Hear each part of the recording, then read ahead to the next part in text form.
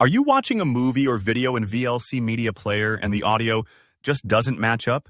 It's coming a little too soon or too late. In this tutorial, I'm going to show you the fastest and simplest way to fix that audio delay problem right inside VLC, so your sound lines up perfectly with the video. By the end of this video, you'll know exactly how to get rid of distracting audio sync issues and enjoy your videos the way they're meant to be experienced. Let's dive straight in. VLC actually has a built-in feature that allows you to adjust the audio timing on the fly while you're watching your video. You won't have to download anything extra or restart your playback. All you need to know is a couple of handy keyboard shortcuts. This method is quick, easy, and works in real time. Perfect for anyone who just wants to fix the issue and get back to watching. So if you notice the audio is playing a little too early, say you see someone's lips move and then you hear what they're saying afterwards, you'll want to delay the audio track. To do that, simply press the K key on your keyboard. If you're using some versions of VLC, it might be the F1 key instead. Each time you press K or F1, the audio track will be pushed back by 50 milliseconds.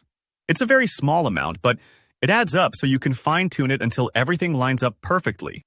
You'll see a little indicator pop up in the top right corner of the screen. It'll say something like plus 300 ms. That's telling you how much delay you've added so far. Now, sometimes the opposite happens. The audio is running behind the video. Maybe the person's lips move, and you hear the words just after. In that case, you'll want to speed up the audio so it matches the visuals. To do that, press the J key or F2 on some systems. Each press will make the audio track play 50 milliseconds earlier. Again, watch the indicator in the top right corner. You'll see the number go down, like 150 ms. Just keep tapping until the dialogue and action are matching up. It's a little bit like tuning a guitar string. Tiny adjustments make all the difference.